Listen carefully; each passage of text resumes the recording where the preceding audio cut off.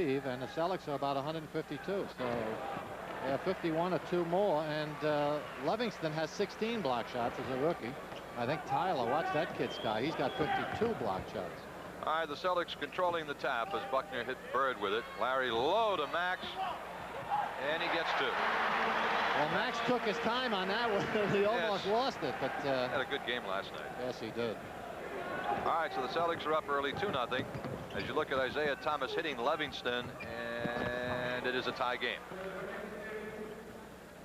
Coming into the ball game, the Pistons are 14-12.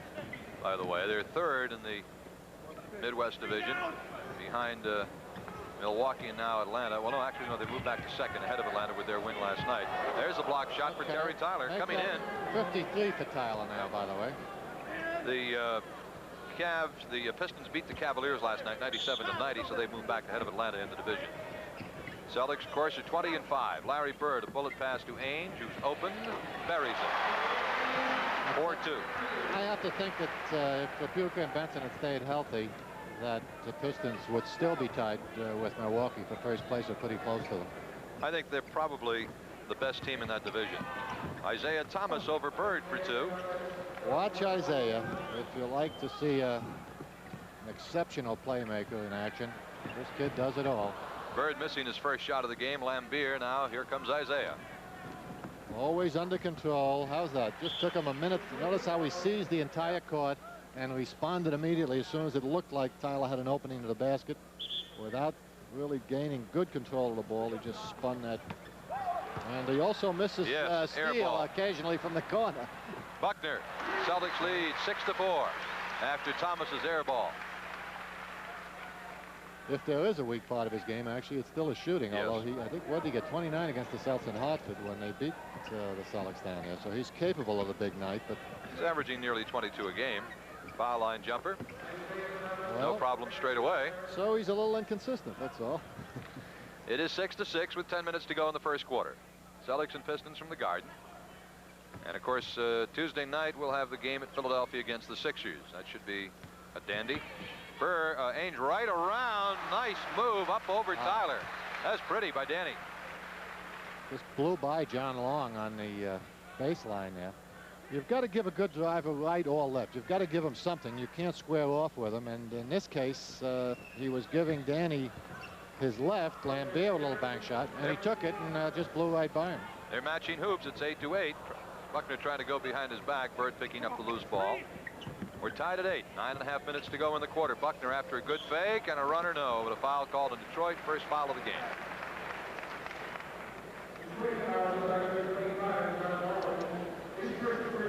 Yeah, as Isaiah kind of went for the ball or didn't make a good defensive effort there. Buckner just steps by him and comes into the pack. Didn't take it all the way in, but got fouled by, was it Isaiah? Yes. No, it was not Isaiah Thomas. That was on John Long. Buckner coming into the ball game, averaging 9 points a game, 4.5 rebounds, 4.5 assists, leads the team in steals with 42. Quinn gets them both. Boy, is he someone that Atlanta could use. So they need stabilizing. One good, solid playmaking guard will really get their act together in a hurry because they rebound well enough and also can play the D. But they are really. There's Lambier. I tell you, he's tough. Just moved Roby right out of there easily. Buckner all the way back. Celtics lead 12-10. Game has been tied 5 times already in the first 3 minutes. Celtics had a lot of success with that breakaway in the first game in Hartford. I don't know if you recall. They did it with the long pass. Yeah. Detroit was very reluctant to get back and make the transition. Long ties it again. Another one to Buckner. Nice catch. Oh, pretty. Quinn Buckner. Hey, he made a heck of a play. Made a great catch to begin with. Here it comes. Fine pass by Bird. Watch this. A little 360. Takes him away from the Thomas defensive pressure. Into the hoop. Great body control by Quinn. 22nd timeout taken by Detroit. He should have gotten 3 points on that, just on degree of difficulty. Just artistic success. So far, the Celtics have hit 6 out of 7 shots. Detroit has hit 6 out of 8 shots. It's 14-12. The Celtics leading by 2. The 2 free throws by Buckner the difference right now. Detroit is not digging in defensively, and obviously Celtics are exploiting it. Now, strangely enough, I started to say the Celtics burned him about a half a dozen times on that long pass we just saw Bird throw in Hartford, and they've done it twice tonight. So, and ironically enough, you know, the Hartford game was the one that they lost to Detroit. So I don't know if this is a bad omen or not, the fact that they're getting these bunnies down floor. But the fact is Detroit is not making the transition well. And it's generally the guard's responsibility. Long and Thomas have got to be aware of that release man and get back and help. The rebound tipped from Maxwell to Buckner. Ainge ahead. Pull up for Danny. No, and the rebound to Cliff Livingston. There you got to look at the young man. And he got Bird, an elbow, I'll tell you, when he took that rebound. It was not called. But wow. In low to Terry Tyler, and the game is tied at 14, and Bird is hurting. Fine pass by Isaiah Thomas there. Pistons averaging 112 points a game, and they're giving up an average of 117 a game. Nice give and go between Ainge and Bird. Gee, just waltz right through the middle of that alleged defense. Well, Long is not even playing token defense on Danny. I don't know if he's taking a look at Danny's stats, but Danny's not a bad shooter. He's a kid that requires your attention defensively. And Long, of course, is coming back from a pulled groin muscle. He's been out quite a while. He's been back a week or so. I don't know if we want to make excuses for him, but I think he's just not digging in. Foul was called on Larry Bird, Celtics' first foul of the game. Isaiah, and now Lambier, Celtics leading by 2, 16-14. Terry Tyler, who can sky, Bird the rebound.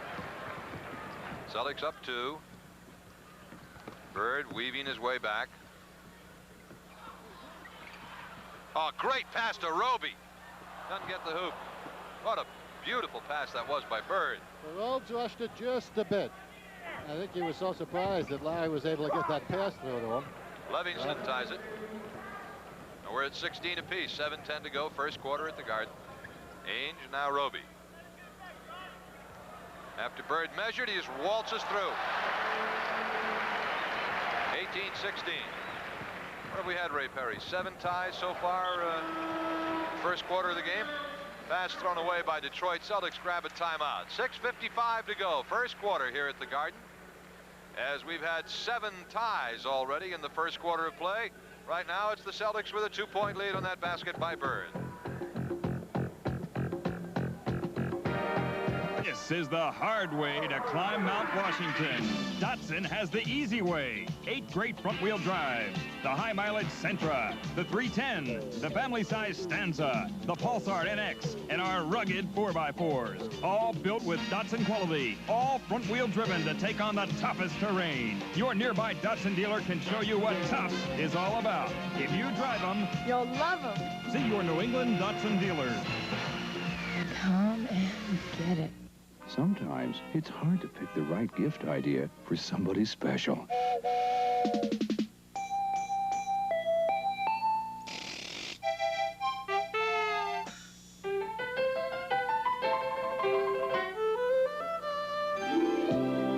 There's one present that's right for everybody. Gift certificates from McDonald's. 50 cents each. $5 for the book of 10. Merry Christmas. You. Thanks a lot. Thank you. Stop and Shop has the nicest gifts for the nicest people. It's time to stop and shop. Thank you. This telecast is presented by authority of the Boston Celtics and WBZ TV Sports, intended for the private use of our audience. Any rebroadcast or other use of this telecast without the express written consent of the Boston Celtics Basketball Club and WBZ TV is prohibited. Celtics with a 2-point lead. Roby around Lambier is fouled. And Rick will go to the line to shoot a couple of shots. Well, Lambier had a little side overplay going on Robes, who came up high on the Celtics continuity, and he went for the steal. Again, we were talking about how aggressive he is. It's hard for him to reconcile, you know, his aggressiveness in his own mind, I think, with how much talent he's got. And in other words, when he's away from the basket, he shouldn't be trying to steal the ball. You know, that's a little too ambitious because he did, and Rick, of course, rolled into the basket when he didn't get a piece of the ball. Oh, nothing but strings twice for Roby, and it's 20-16. I'll tell you, I'll predict that Robe will get pretty close, if not into the 70s, before the season's out on his free throw shooting. He is just shooting it very well, and I think he's going to show results. He already has. Lambier now getting it off to John Long, who could hit that shot. Does not. Tip in, no. Loose ball foul on Cliff Livingston of Detroit. the rookie from Wichita State. That's Tommy Nunez making the call. The Celtics so far are shooting very well. They're 8 for 11, 72% from the floor. Boston leading by 4, 20-16. Cedric Maxwell. Max had a real good game last night against Atlanta. Nice feed to Buckner for the open jumper. Outstanding swing of the ball again. They were fronting Max, and as soon as he caught the ball, he knew he was going to get weak side pressure, and he hit that free man who happened to be Buckner. God, that internal passing the Celtics go through is pretty to watch. Buckner is now 4 for 4 with 2 free throws. He's got 10 of the Celtics' first 22 points. Celtics leading 22-18. Ainge with Long on him. A little slow developing that play. Oh, what a feed from Maxwell to Bird. Wide open for the bank shot. Max doing some nice passing there, picking out those free men. Buckner the time before, that time Larry Bird. We said they were slow setting that play up, but they were quick at finishing it, I'll tell you.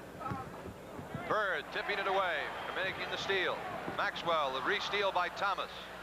Thomas coming in on Max, and he gets 2.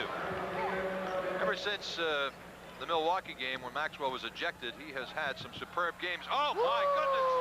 Oh, we've got to see that one again. Bird caught the ball in midair and shot at the same time.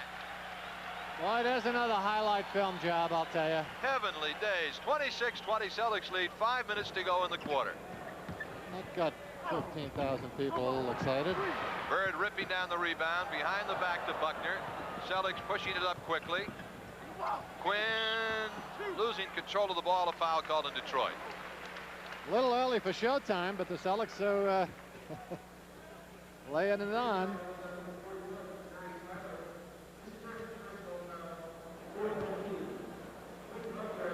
All right, here comes the Bird move we were just talking about.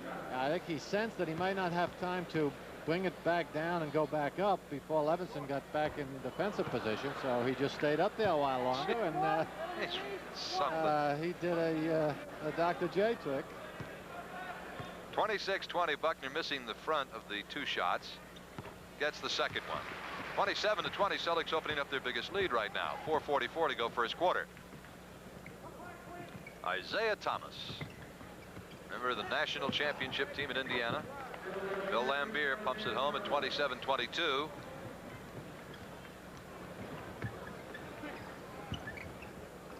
Ainge is up, tried to hit Bird, and a foul is called. And a very propitious foul in that Isaiah was going to take it in for the layup, and it's only the second team foul, so other than losing the ball, the Celtics are not going to give up 2 points. That's Scott May, number 24, who also played on an Indiana national champion a few years ago. He is in replacing the rookie Livingston. They picked May up a few weeks ago, and he's done a pretty good job for them. yes, he has. Good, solid player. He's not going to overwhelm you with any part of his game, but he's dependable and he's an intelligent player. Tyler goes to the hoop, up over Roby for 2, and it's 27-24. Bird. Now Buckner.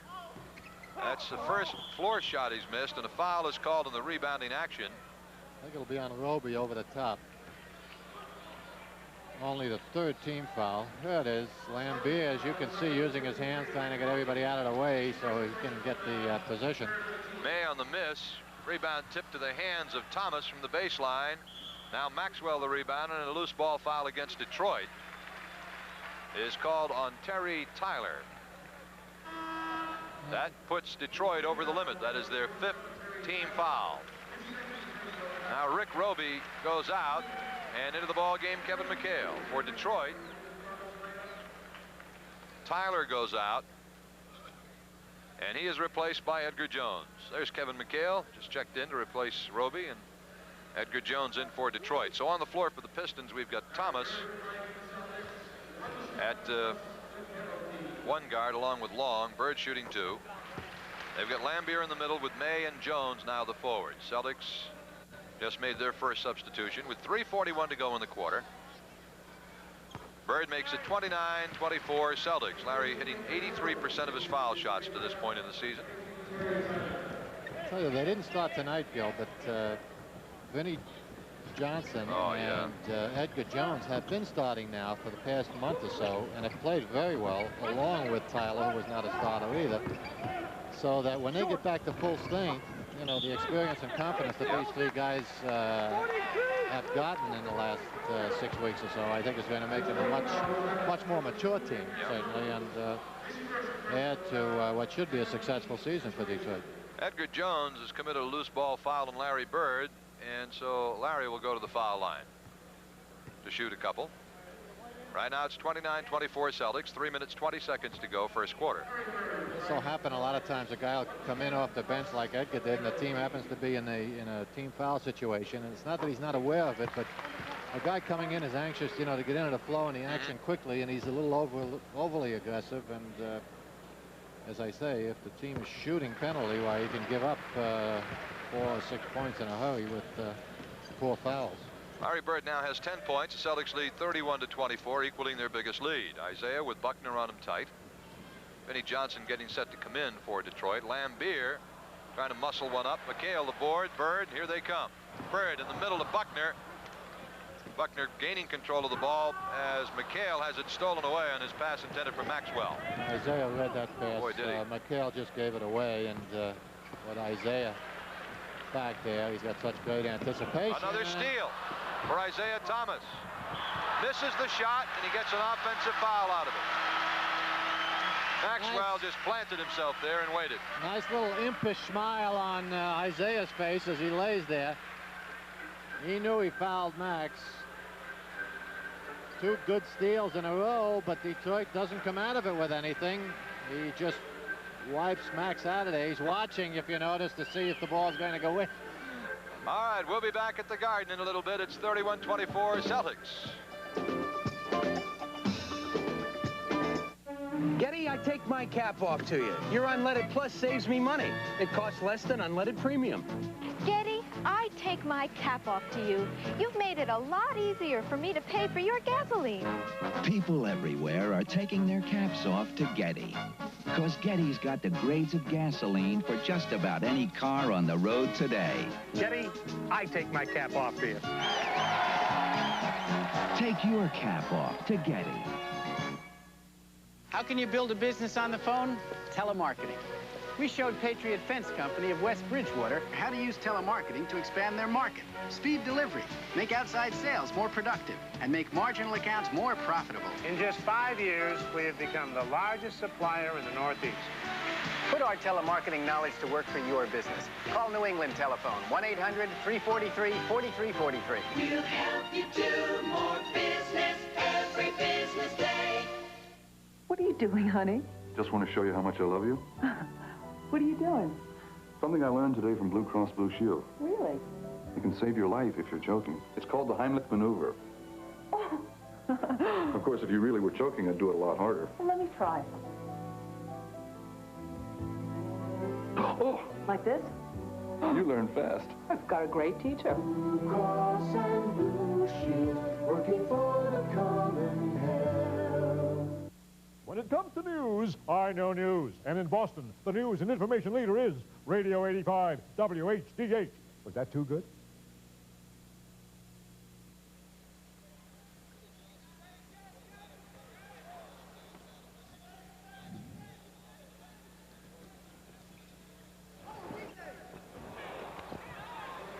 Okay, Vinnie Johnson. Nice move. With action back in here, Vinnie Johnson into the game, number 15, who had been starting for Detroit, as we mentioned.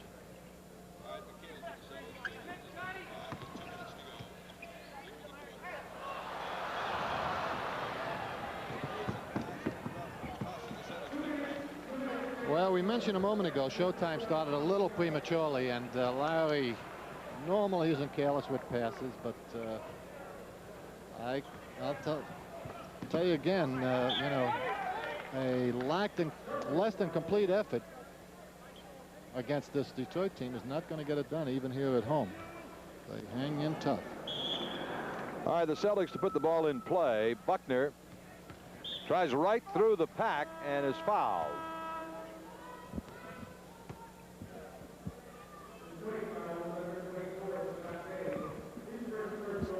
May picks up his first. They've been in penalty now for the last few minutes, so Buckner will be shooting 2. Buckner, good free throw shooter. Almost 70% from the line. Hits the big ones, though. Pretty much the same as his outside shot.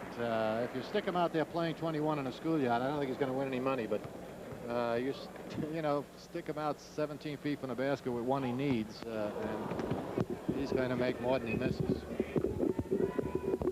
Okay, he misses the second one.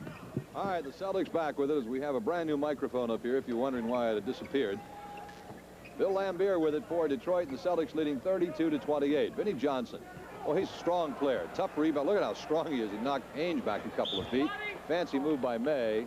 And a foul called on the Celtics. Coming into this game, this guy Vinnie Johnson's averaging 15 points a game, 5 rebounds, 4 assists, 30 steals, and 25 blocks. 25 block shots is what impresses me. He's only 6'2". He normally, in Detroit the other night, he was jumping over Danny Ainge despite giving away 3 inches. He got it down to May, who all of a sudden realized he was being covered by Larry Bird, but he was able to somehow find an opening and take it away from Bird and pick up the foul. Scott May cuts the Celtic lead to 2 with a pair of free throws at 32-30 with 1:23 to go in the quarter. Tiny Archibald in replacing Quinn Buckner. Buckner left with 10 points. Ainge looping it nicely to Maxwell. Back to Danny, and Tommy Nunez calls a 3-second violation. Well, the Pistons with a chance to tie this trip up. Isaiah coast to coast ties it up. 32-32. Well, the Celtics' 7-point lead is gone. Got to find Isaiah before he gets up that head of steam. Once he starts his move to the basket, he gets very difficult to interfere with. Evidently, the foul's on Edgar Jones. Apparently. Predicated on his rather uncomfortable reaction there to Tommy Nunez's call. His second, by the way. 55 seconds left in the first quarter. We're tied at 32. The Celtics have had a 7-point lead. Detroit has never led in the game, and we've had about, let's see, I think now we've had 9 ties here in the first quarter. Cedric Maxwell, second only to Bird in free throw percentage in the club. Cedric at 82.7 coming into this game. He had a strong game last night, all around. Rebounding, shooting, defensively. 34-32 Celtics. Isaiah has played the whole first quarter, which is not the usual pattern that Robertson has used in the past against the Celtics. He's averaging 42 minutes a game, however, in the 3 games against the Celtics. So he's really got to be in there for a lot of very obvious reasons. With Tapuka and Benson out as well. May works ties the game. In. Boy, I tell you, Lambier, McHale and Roby are really going at it. Underneath, they were just elbowing each other all over the place. Lambier was upset, but he was upset at McHale, but he took it out on some other Celtics. Yeah. I don't think he wanted any part of Tiny with a nice drive to the hole. McHale. 36-34, 9 seconds to go first quarter. Isaiah Thomas with it. Down to 3 seconds. Isaiah gets it into Edgar Jones. Ainge fouls him, preventing the basket, but sending Edgar Jones, 69% foul shooter, to the foul line. As you look at the rather obvious foul committed here by Danny. Yeah, I'm not sure whether Danny was complaining about that call. I don't see how he could have. I think he was surprised. I think he was surprised that he ended up in that position. Yeah, right. One more for Jones. If he makes it, we're going to have a tie at the end of the first quarter. And a lot of points scored as well. Edgar Jones gets them both, so we've had a high-scoring first quarter. Neither team digging in defensively. After 1 quarter at the Garden, the Celtics 36 and Detroit 36. If you had the wings of an eagle, you could see all the banks in our family, all across Massachusetts. Over 100 offices of the old colony banks and the First National Bank of Boston, united to serve you statewide. Old Colony and the First. What on earth do they have in common? They're under the wing of Bank of Boston, the most prominent family of banks in Massachusetts. Ever since launching, the Voyager has been sending back fantastic pictures from the road. The Voyager radial tire from Kelly Springfield. delivering all the treadwear, delivering all the traction, delivering all the fuel economy our computers said it would. The Kelly Voyager Radio. We put space technology on the road. Kelly Springfield. We're out to change America's tires. Under WBZ-TV's contractual arrangements with the Boston Celtics for this telecast, the announcers for this game have been selected by station WBZ-TV, subject to the approval of the Boston Celtics Club. Gil Santos and Bob Cousy at the Garden, 36 apiece after one quarter. Celtics 12 of 18, 67%. Detroit 16 of 28, 56%. 6 Celtics turnovers, 1 for Detroit.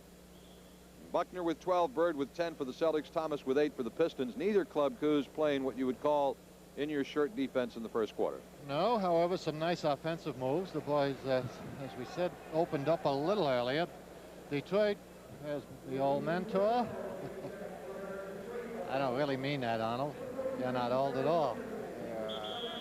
There's some talk that my old coach may pack it in this year. I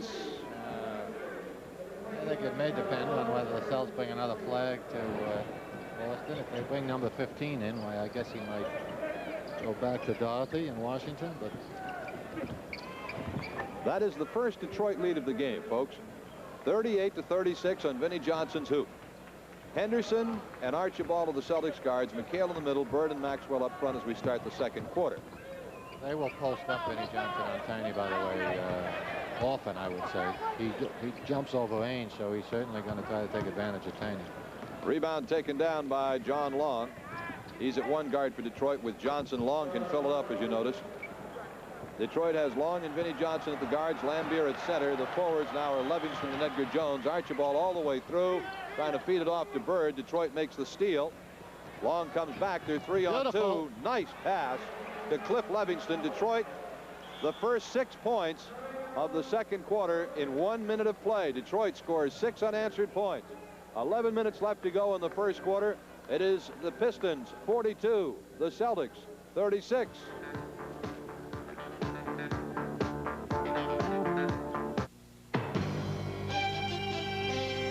We just stole this new Nissan Sentra. New Nissan Sentra. You need this car. We stole it. For only $49.49. Ultra mileage. Front-wheel drive. Plenty of power. 5-passenger room. Still only $49.49. I need this car. You need a Nissan Sentra. It's a steal. We are driven. You know, there's nothing like getting together for a nice, friendly game of cards. That's right. Jim brings the cards. Uh-oh. Mickey brings the doll. Thanks, doll. And I bring the beer. Light beer from Miller.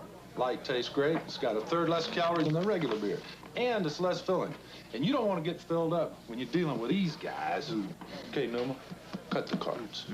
Oh, no. Light beer from Miller. Everything you always wanted in a beer, and less. By the way, have you talked to Bob about his new boat yet? Oh, you know my brother. Probably too busy fishing to call. Oh, so call him. No, it's his turn to call me. Jerry, call him. I'll bet he's dying to tell you about it. Well, okay. When you call weeknights after 5, no operator involved, you can get a low rate. A 5-minute call 40 miles within Massachusetts for just 90 cents. Jerry? Oh, your boat's terrific. They're coming to your home this holiday season. The party guests. Be ready with party platters from Stop and Shop. It's time to stop and shop. Play back in, the Celtics with the ball. Detroit has run off 6 unanswered points to take a 6-point lead. Bird launches a 20-footer, does not get it, and Livingston pushes off the rebound to John Long. Long with Henderson on him. They get it in low to Edgar Jones, and a foul is called on Larry Bird. That'll be his 3rd personal foul. It'll be a possession foul, the Celtics' first team foul of the quarter. Also, almost not worth calling, really, because if there was a foul, well, Jack Madden is a little bit closer than we are. Evidently doesn't show in the replay, but when he went for the ball, he must have got a little piece of Edgar. There's ML into the ball game now, replacing Larry Bird. So the Celtics are trailing by 6. And they haven't scored yet in the second quarter. They've gone a minute and a half without a score. Vinnie Johnson, and a foul called on Levingston. Yeah, on Cliff Livingston. That's his second. Both teams are one team foul now. Because the Celtics seem to be in a little trance right now. Well, you know, we said on top of the show that it wasn't unlikely that they would not experience a letdown after a rather emotional game in Detroit, excuse me, in Atlanta last night, and flying home, etc. Henderson. Big offensive rebound by McHale. That breaks the Detroit 6-point run. It's 42-38. Long for the Pistons, and now Johnson. Now, they've beaten Detroit 2 in a row at home now, so Detroit would certainly like to return the favor. Edgar Jones is fouled. Took it strong for the basket. A little off balance eventually, but he found an opening. Max is actually in good position. You see Henderson moving in, looking to double up inside, but Jones a little too quick for him. Celtics' second team foul of the second quarter. 2 shots for Edgar Jones. 6'10", 205, played at University of Nevada at Reno. Edgar gets the first one. He's 26 years old. Only his 3rd year in the league. Not a classic release, but he doesn't shoot badly from the free throw line. He just made 4 in a row. 4 for 4. But it's doesn't put any spin on it, and he line drives it, which is not always the best idea. But if they go in, why, you just keep doing that, Edgar. Henderson, who had 21 last night, played a superb game all around. 44-40 Detroit. 9.5 left in the first half. Livingston, he's the rookie with a lot of promise. Now Lambier. Johnny Long. And Long, a foul called, a pushing foul. We called on McHale. Long kind of tiptoed through the pack here. He's an offensive machine, this kid. He's got great moves, and when he gets it going, he can really put points on the board in a hurry. Crowd's starting to get into it now, trying to get the Celtics a little revved up as Detroit sends Terry Tyler back into the game, replacing Edgar Jones. John Long hits the first free throw. Detroit now with Tom Owen. Owens in the middle now at center, replacing Lambier. And Long gets them both. Detroit again with a 6-point lead. 6-point lead that they earned by scoring the first 6 points of this quarter. 9 minutes, 15 seconds left, first half.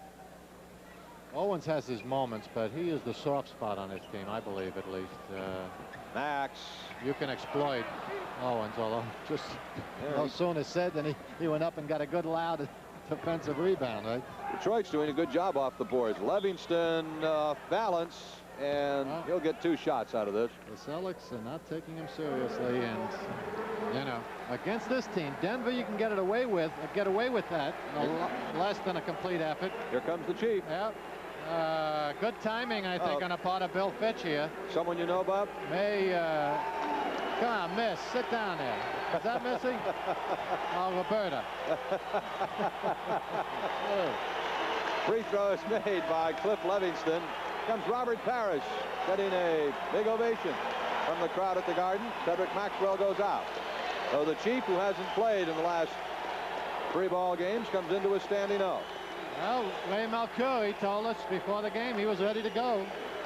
Now, you can do this against a team like Denver. And he gets the first rebound. And get away with it because they don't play any defense. This team does, and it's tougher to make up a lead against the team that's going to hang in there defensively. And as we've mentioned, they have held their own against this team off the board. Parrish does not get the hoop, but he was fouled by Tom Owens. So Robert will go to the line. Robert Parrish, been out for several games with the bone chip problem in the ankle. Yeah, there's Robert's trying to get something going. Looks like a big stalk going through there. But he gets the results, picks up the foul. At this point in the season, Robert Parrish averaging 17.6 points a game, 9.8 rebounds, got 28 block shots. And he gets 1 of the 2, and it's 47-40. Detroit had its biggest lead at 8. Now it's down to 7. Johnson and now Terry Tyler, who's a leaper. Johnson on the baseline on the miss, and the rebound by Parrish.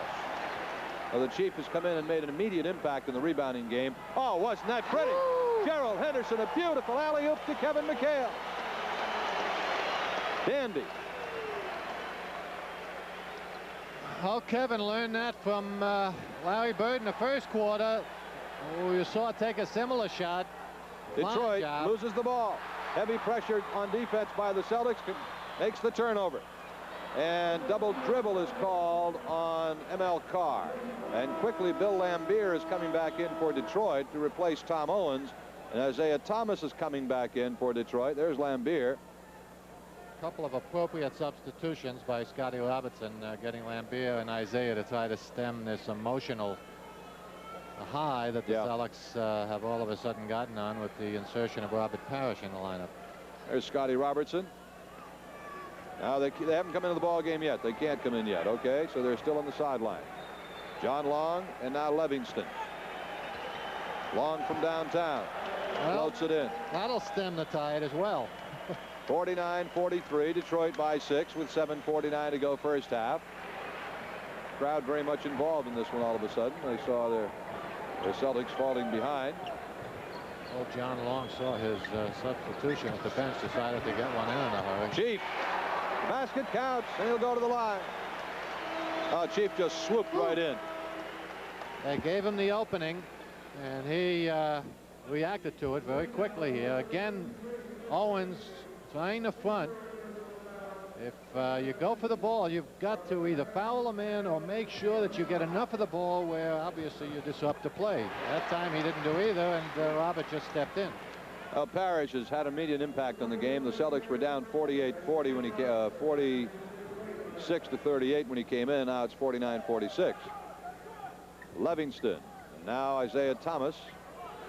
And Isaiah launches one. Henderson back and loses control. The ball is out of bounds off the Celtics. On the floor for Detroit now, the guards are Johnson and Thomas. The center is Lambier. Now Livingston goes out. Scott May comes in, so the forwards are May and Tyler. 9 turnovers for the Celtics, only 2 for Detroit. They continue to have that problem, the Celtics. And it's really just carelessness, you know, because they are Lambier with a nice kind of turnaround, knock him over hook. 53-46. They're obviously good passes, so it's carelessness rather than not having the talent to make the proper pass. When they want to be careful, they pass extremely well. There's the birthday boy, Kevin McHale, hitting the hoop, and Thomas losing control of the ball. It'll be Celtics ball coming back. Today is Kevin McHale's birthday, and Kevin is 25 years old today. Tiny Archibald all the way back for the Celtics. Oh, nice move, Tiny. 53-50. He slid off the little guy a little too soon. Actually, he faked him off. Spun to the outside as if he was looking for a receiver. Defense reacted to it, and then he spun back and got himself two. May left open on the missed shot. ML Carr back with it. May will do that. He'll rush the shot. He doesn't have the speed. He's had a couple of knee operations. ML, nice jumper from the corner. ML just floated in behind a pick by Parrish and floated one in. 53-52. The Celtics are down by a point. Yeah, so they made up the 8 points quickly. May's had a couple of knee operation, and I think he doesn't believe in his speed. So when he gets open momentarily, he'll rush that shot a little bit rather than hold on to it for a while longer. Chief off the glass. Parrish has scored 6 points in about 5 minutes of play. 55-54. Terry Tyler. That'll be one of those games, I think. 57-54 Detroit. 3-point lead. 5.5 minutes to go in the first half, and a foul on Terry Tyler. That'll be the 3rd team foul on Detroit. The 3rd on Tyler also, so we'll see him coming out of there. Edgar Jones checking in for the Pistons. There's Edgar. And ML Carr to put it in play for the Celtics.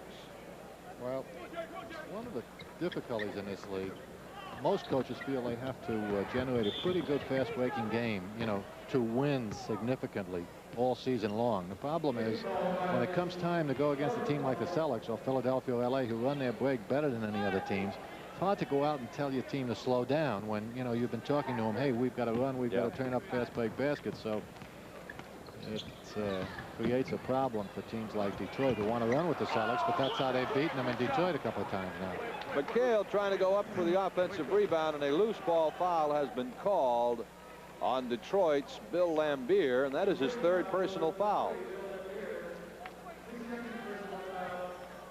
Well, there it is.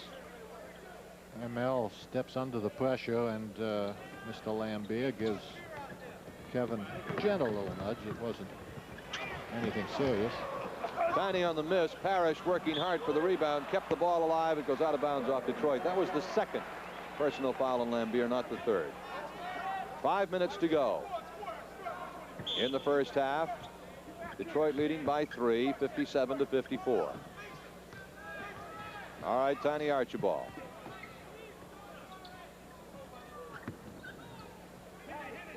Robert Parrish, who's had a strong 5 or 6 minutes since he's come into the ball game, and we have another foul. And this one will be on Detroit's Scott May, and that is their 5th foul of the half. So we'll get ML Carr at the line for the Celtics.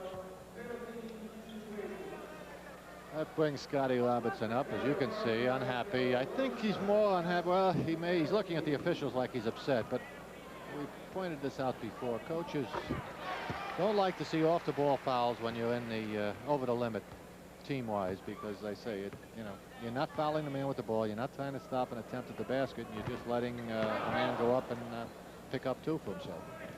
All right, this is Vinnie Johnson for Detroit. They're up by 2 points, 57-52, with 4:40 left in the half.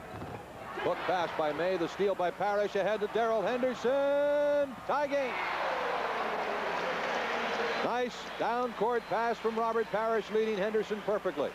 Tied at 57. That is the 10th tie of the first half. Gerald moves so smoothly out there.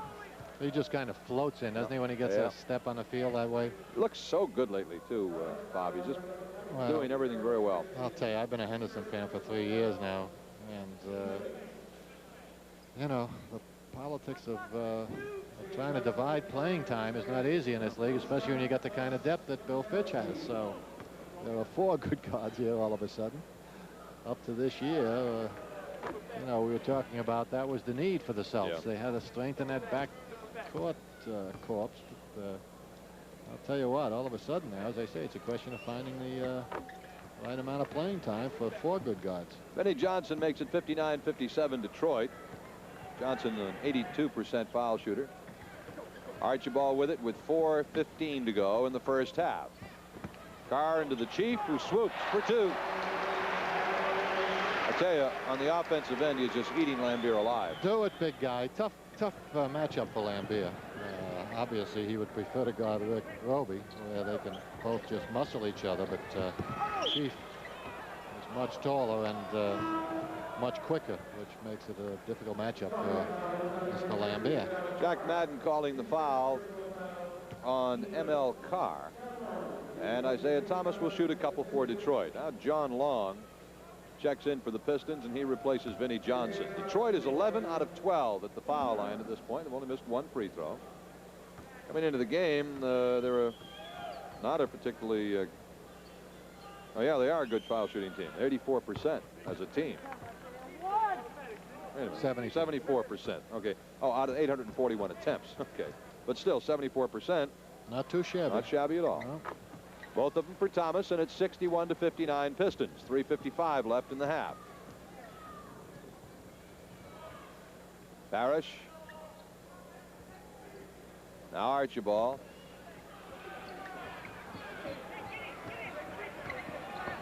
Archibald through the lane and gets it to Henderson. Gerald is not hit. Battle for the rebound. Parrish up again. Ties the game again. Boy, Parrish really had a big second quarter so far. Good offensive flurry there by the Celtics off the boards. Isaiah gets it back down quickly. And he was fouled by Gerald Henderson, and so Isaiah's back to the foul line for the Pistons. Both teams in the bonus right now. Celtics just a little late making a transition themselves from offense to defense after that good offensive flurry off the board there in the Parrish basket. Parrish in the second quarter, and he's played about 9 minutes, has 10 points, 4 for 4 from the floor, 2 out of 3 at the foul line.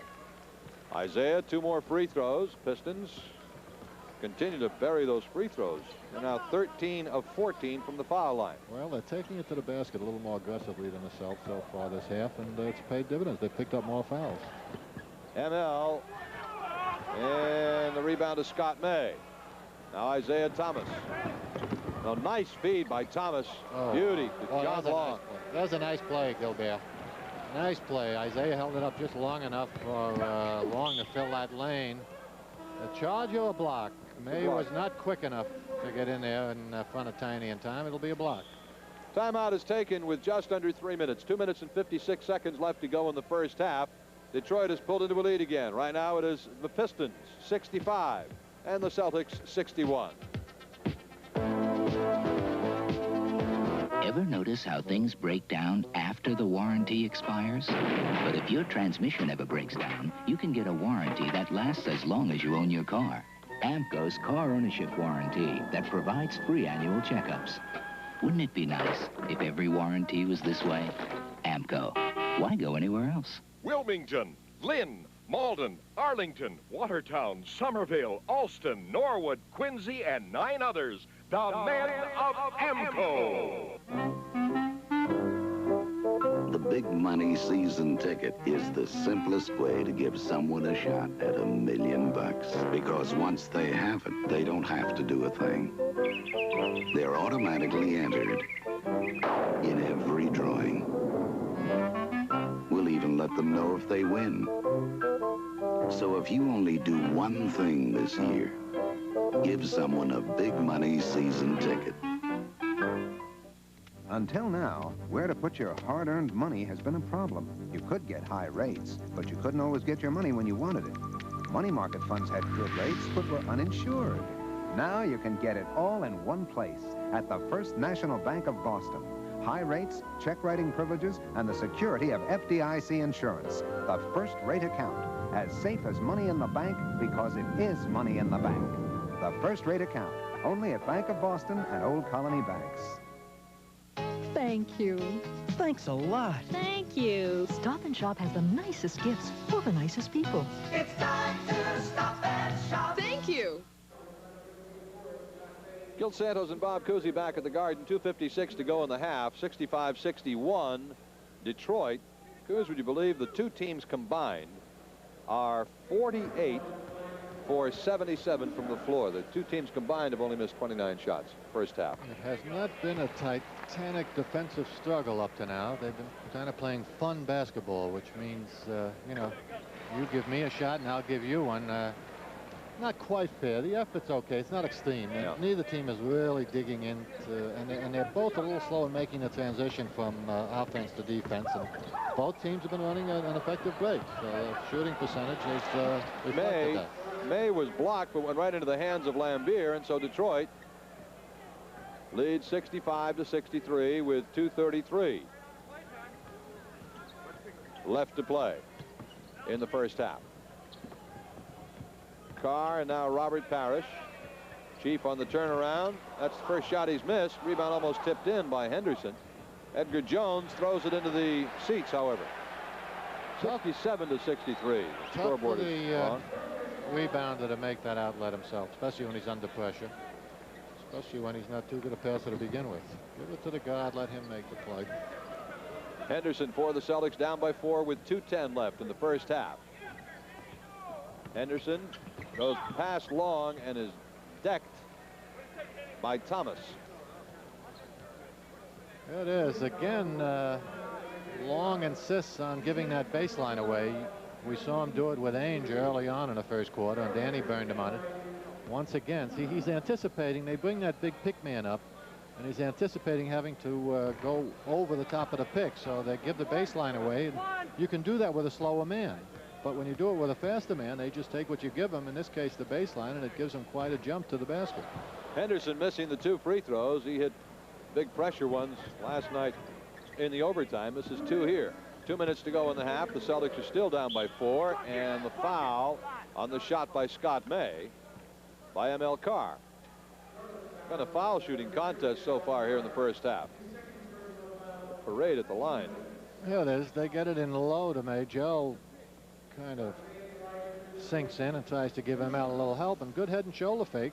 Gets ML up, and then he just leaned in and caused a little contact and a foul. Mays is, as I say, an intelligent basketball player. He gets the very most out of somewhat limited ability at this point, partially because of the operations he's had. 1 out of 2 for Scott May, and Detroit leading by 5 with 1:40 to go in the half.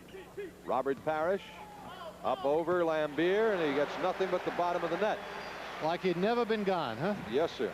That's unusual, especially for a bigger man. It takes them a little longer to get back into the swing of things. So I bet, and not only that, he hasn't been working out with the bad ankle. He's just been resting it, so it's not like he's been able to keep his timing. Oh, look at that. Wow. Left-handed running hook by Isaiah. That's a nice move by the little guy. 70-65 with 1:20 to go in the half. Detroit now maintaining a 5-point lead. The Celtics can't seem to get it any closer. Edgar Jones tips it out of bounds. A lot of contact there. I think the officials have just gotten tired of blowing a whistle, frankly. They've blown enough fouls in the first half here on both teams to last for the game, and I think they're just running out of air. All right, blind pass from Carr to Henderson. 1:05 to go. Gerald has not hit the bank shot. The ball is out of bounds. Off. Wow. Oh my goodness. Oh, called it off the Celtics. That's a terrible call. Oh, awful. Went right off of Edgar Jones. Thomas with it. Stolen by Henderson. Poetic justice. Nice bounce pass to ML. Nice job by Gerald Henderson. 70-67. 50 seconds to go first half. Isaiah Thomas, Detroit leading by 3. Gets it into Edgar Jones, who wheels in and hits the side of the backboard. Not the smoothest shot I've ever seen. They're 4 on 3. Alley-oop to Parrish, and no. But Parrish gets his own rebound, and a loose ball foul is called on Robert Parrish. Madden right now is not the most popular man in the building. Yeah. Jack will do that. If you give him a little too much heat from the bench, he gets upset with you. As Parrish, that would have been a nice conclusion to a pretty play and a pretty feed. Gets his own offensive rebound. Madden calls him for over the top. That's Parrish's first foul. Well, it's 2 shots for Scott May. Yeah, Madden wants you to leave him alone. Pretty good official, has been around a long time, but he just he occasionally listens a little too much from the comments on the bench, and sometimes responds to them. So the Celtics are down by 5 again with 23 seconds to go in the first half. A very high scoring first half. Donnie Archibald. Isaiah's on him. 13 seconds left in the half. Donnie looks at the shot clock. Now hits the Chief. Wheels through. Wow. Take that.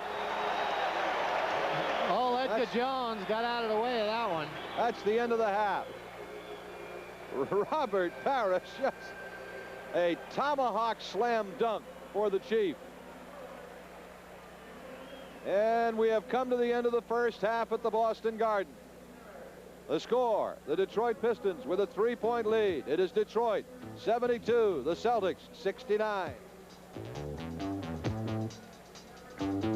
Gil Santos and Bob Cousy back at Boston Garden, where neither team put on what you would call a phenomenal defensive display in the first half.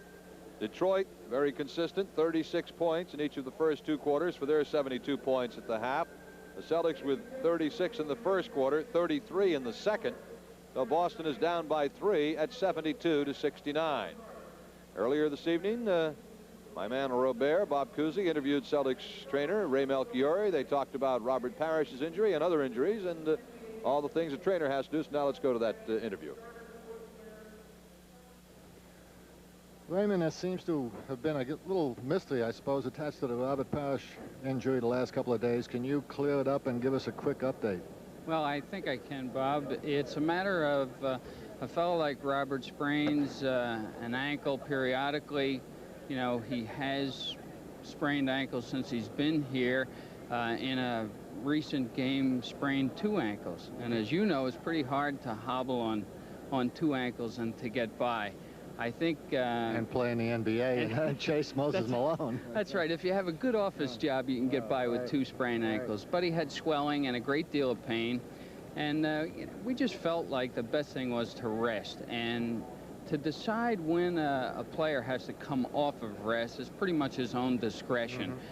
We want him to feel like he can come back and give us 100% and give the coach 100%.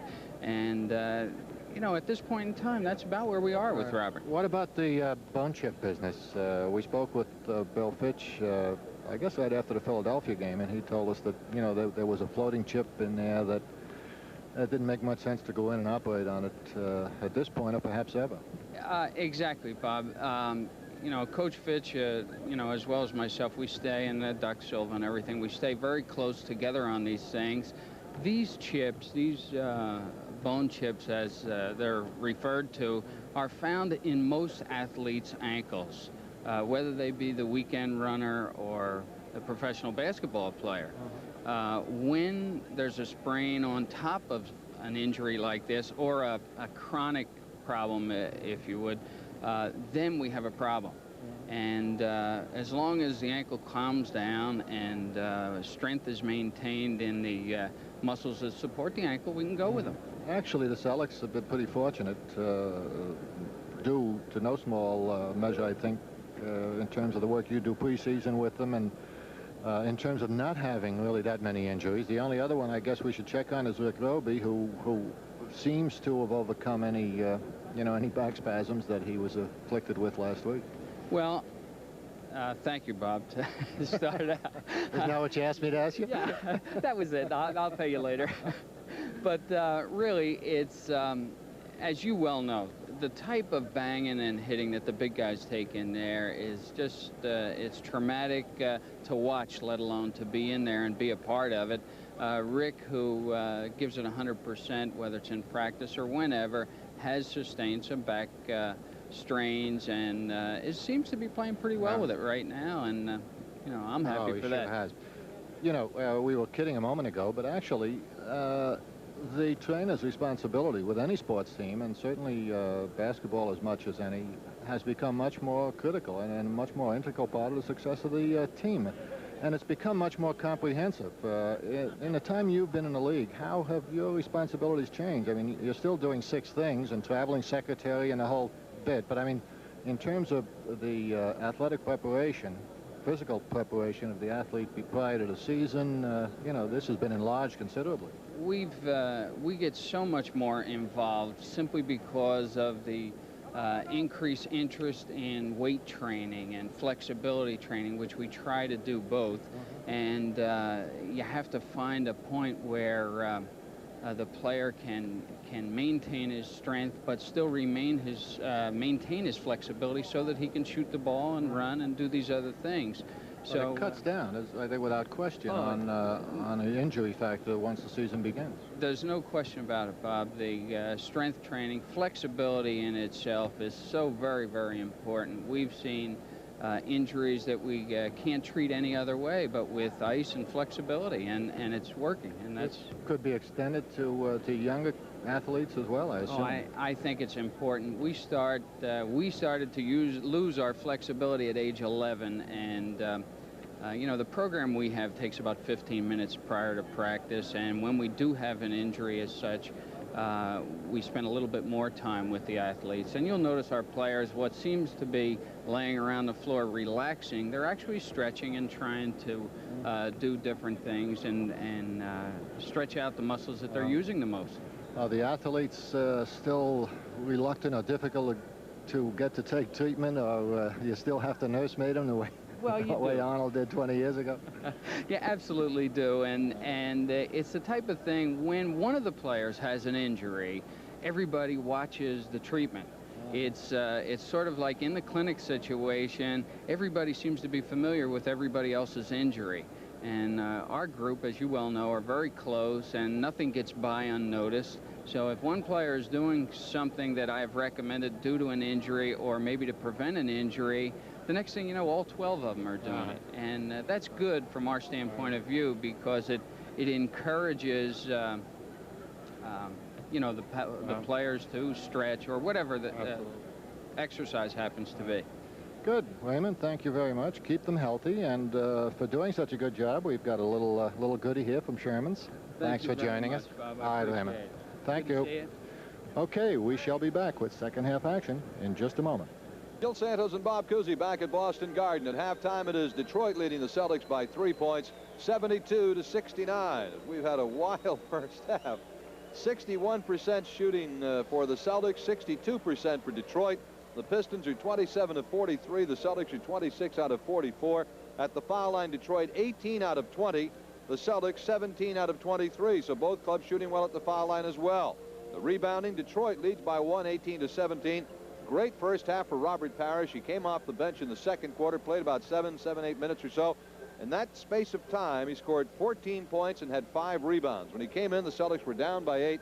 Now they're down by 3, and Parrish very definitely had a big effect on the first half, and I suspect Bob will have a big effect on the game now for the rest of the way. Hopefully his emotional high will be contagious and, you know, be picked up by the rest of the team. Normally, this is what will occur, and for that matter, I think that's what happened after he did get in the second quarter.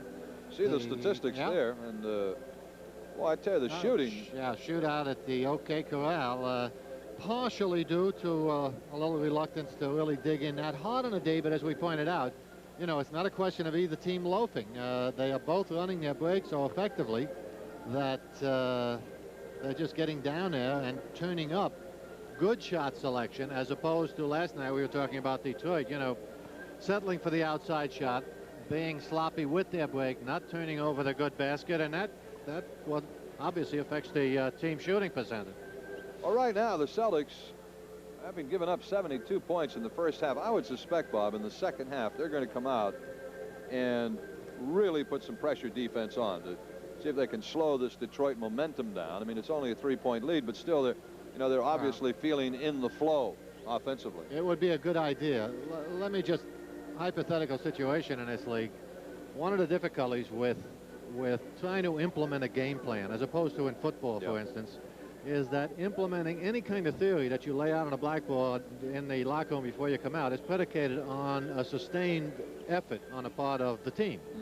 And this is what you're not sure of during the regular season. You know, they can come out there with a game plan, but unless, again, they implement it, unless they're with it mentally, it's not going to happen. You know, you hear what I'm saying? In other words, because you're not certain you're going to get the consistency of the effort. In the playoffs, whatever you lay on the board is going to happen on the floor because they're paying attention and they're going to do it. It's not that they, you know, they turn coaches off, but it happens because they do it so often. You know, 82 times. Long time. Playoffs, you've got everyone's attention. Whatever you tell them to do, they're going to do because the effort's going to be there. During the season, you're not sure that effort, so I'm sure they've been told what to do. Whether they go out and do it is another story. All right, we'll find out in a little bit. It's a 3-point lead for Detroit at halftime. We'll be back with the second half in a little bit.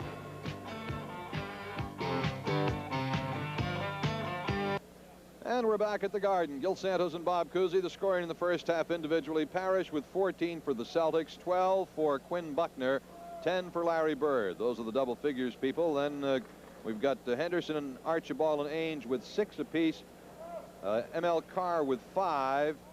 Maxwell and McHale with 4 apiece, and Roby with 2. For Detroit, Isaiah Thomas, the leading scorer, and the leading scorer in the game with 16 points. He's hit 6 out of 8 shots from the floor and all 4 free throws. And 10 points for John Long, 12 for Bill Lambier, along with 6 rebounds. Then they've got Tyler and Johnson with 8 apiece, Jones with 6, Livingston and May with 7 each. And that takes care of our first half statistics. As you see, Robert Parrish will start the second half, so apparently the ankle hadn't bothered him at all after his 7 or 8 minute stint in the first half. Celtics starting with Ainge and Buckner at the guards, Parrish in the middle, Maxwell and Bird are the forwards. Detroit with Long and Isaiah Thomas the guards, Lambier the center, Livingston one forward, Terry Tyler the other, Lambier downtown, and it's now a 5-point lead for Detroit again at 74-69. They waste no time filling it up to start the second half. Well, we heard Ray Malcuri at halftime talk about, with an injury like Roberts, the player generally is the best judge of how it's coming along. Evidently, he told Bill Pitch that it felt good. Quinn Buckner now has 14 points in the ball game. The Celtics back to within 3. I think he's only missed 1 floor shot in the first half, and now here in the second half in this ball game. Ainge on Long, tough, and now Buckner on Isaiah. A double pump move. Lambier has the rebound stolen away from him by Ainge. Celtics down 3 right now. Chief gets it to Larry Bird, who measures. No. Ainge battling for the rebound, but loses the battle along. Oh, Larry's really having trouble from outside all of a sudden after having a fantastic month and a half there. The last 3 games now. New York started the streak.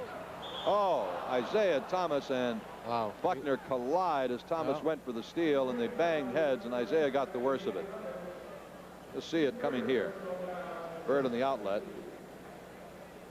Isaiah tries to wham, come in and intercept, but they kind of knock heads, and Isaiah's bell was going pretty good there. I think he's still shaking his head a bit.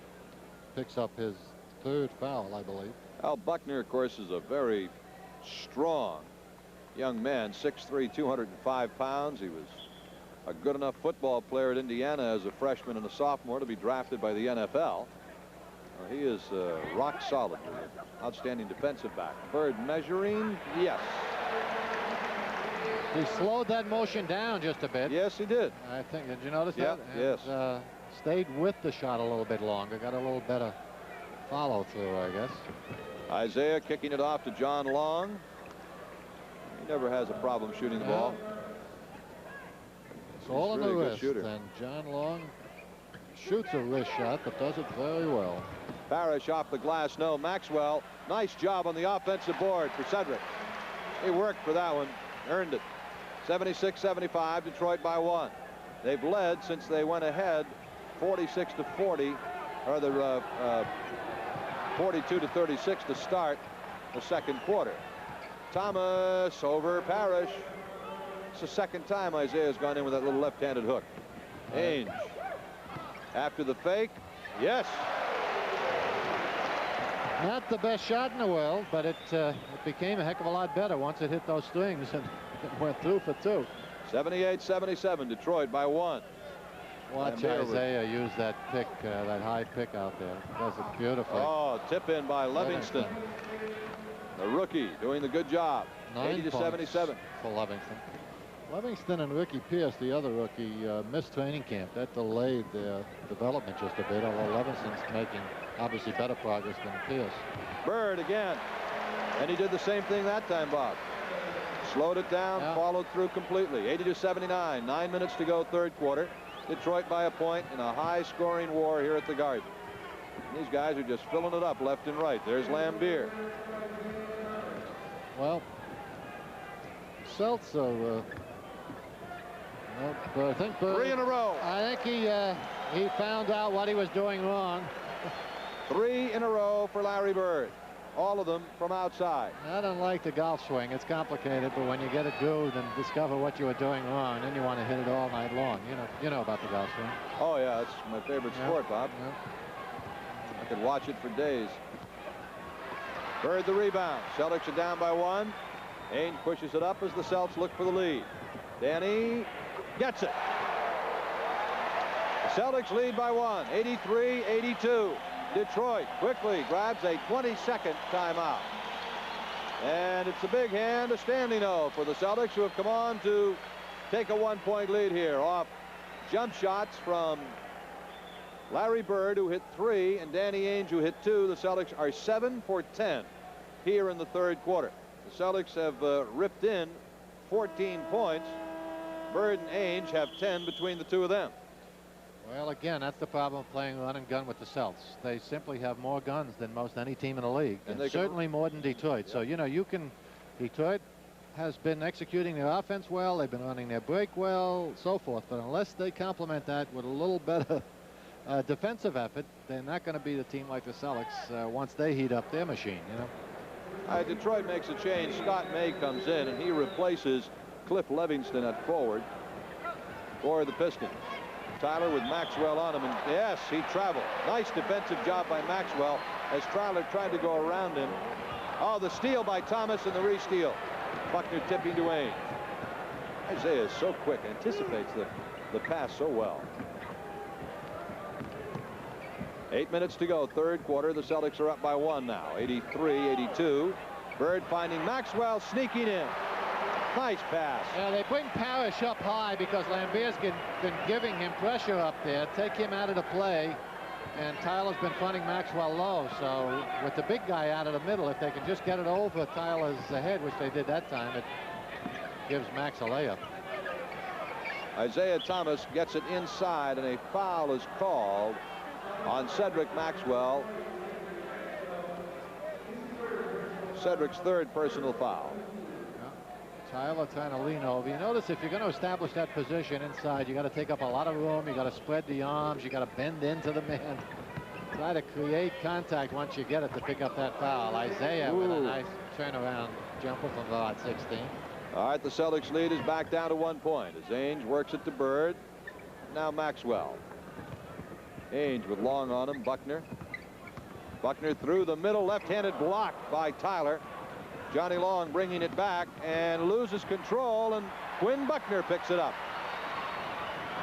And Maxwell couldn't pick up the pass. Buckner fired it a little bit low. Yeah, once it hits the floor, it picks up a little top spin, and you've got to get in front of it, just like a shortstop. Pass in the middle, and we've got a foul as Isaiah Thomas tried to hit Lambier with a pass. The foul was called on the Celtics on Quinn Buckner. 6:53 left to play here in the third quarter. The Celtics have a 1-point lead right now.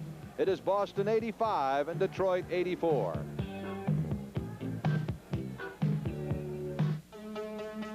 Once again, American technology rises to the occasion.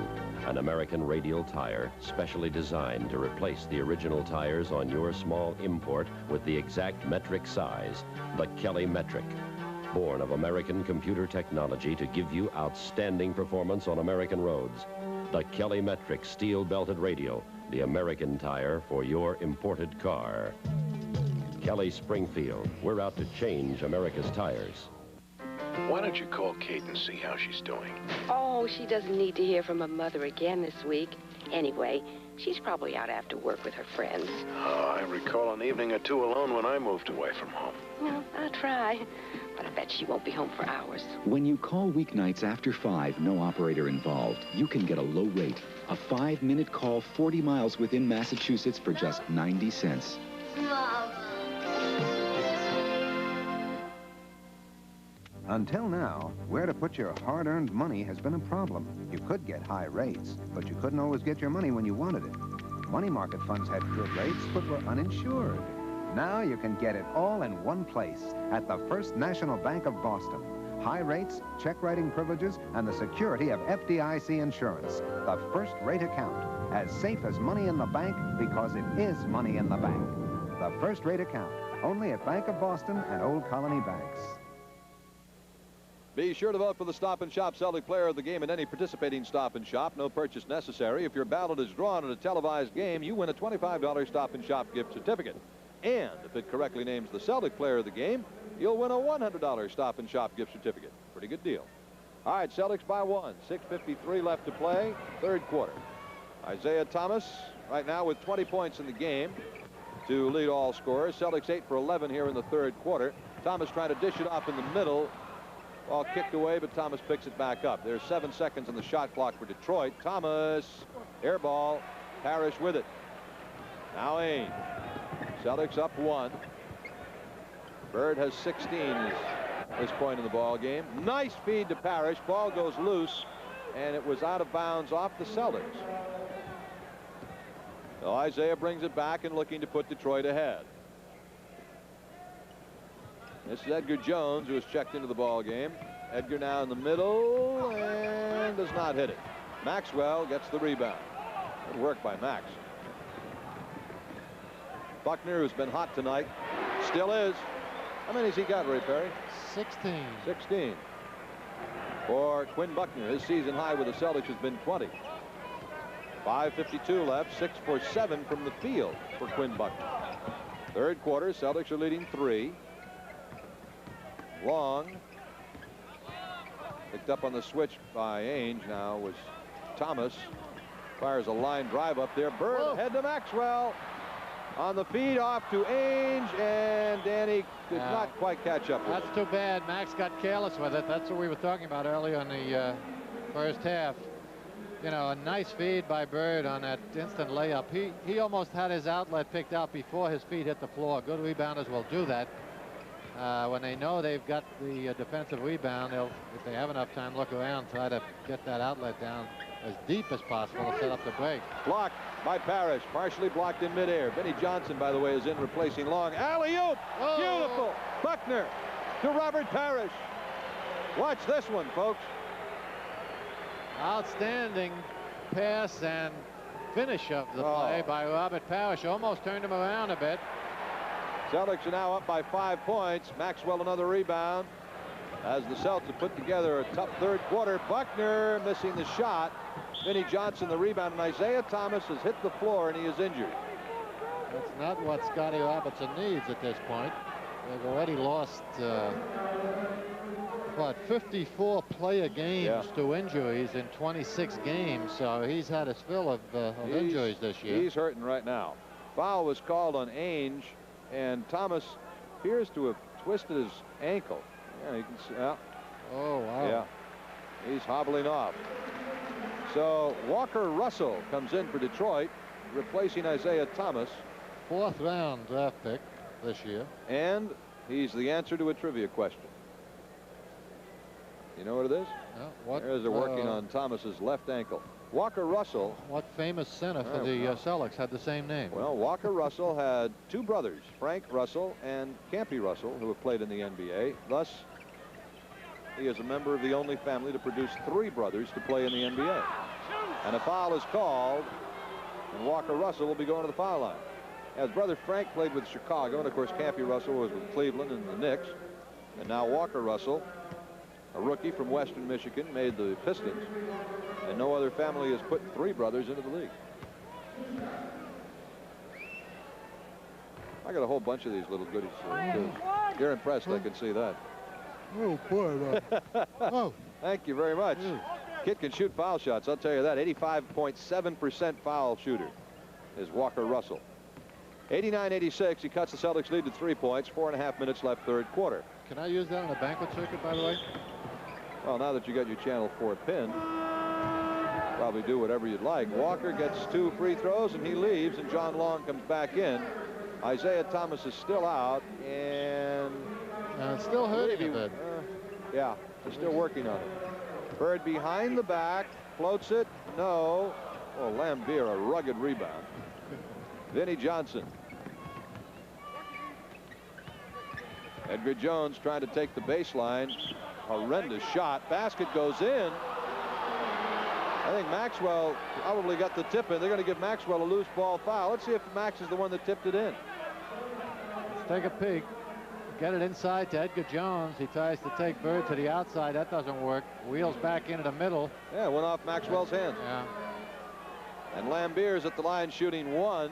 He gets credit for the basket and a chance to tie the game. And Max picks up his 4th foul. And the 5th on the team in the third quarter. Detroit only has 2. Kevin McHale will be coming in for the Celtics.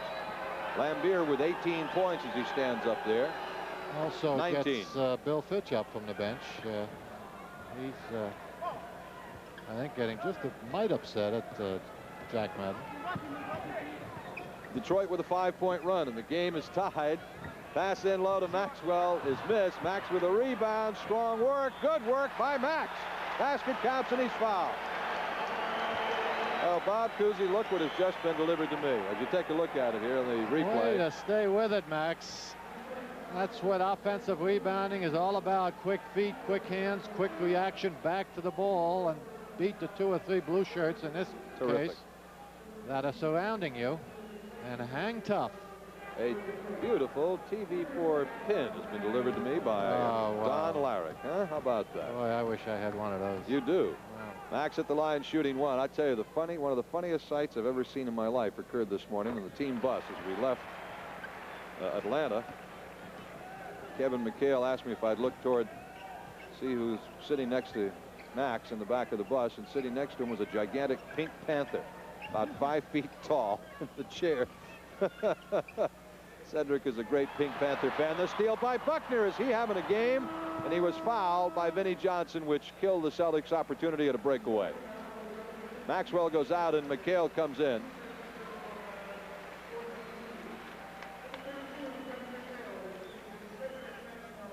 The Celtics have put it in play. There's the replay of it. Oh, carelessness on Vinnie Johnson's part, but he made up for it by fouling Quinn. A good foul in the sense that it brings them up to only 4 in a team foul situation, and they don't give 2 away. Buckner to Parrish, and Robert on the baseline turnaround. Boy, is he having a game. He's been the difference. 5-point run for the Celtics, 94-89. Still 3:15 to go, third quarter. And it's kept in play by Bird. Terrific play. And Quinn Buckner goes into the crowd. Boy, I tell you, did he show some kind of balance there? Well, and Tommy Nunez is going to repay the effort.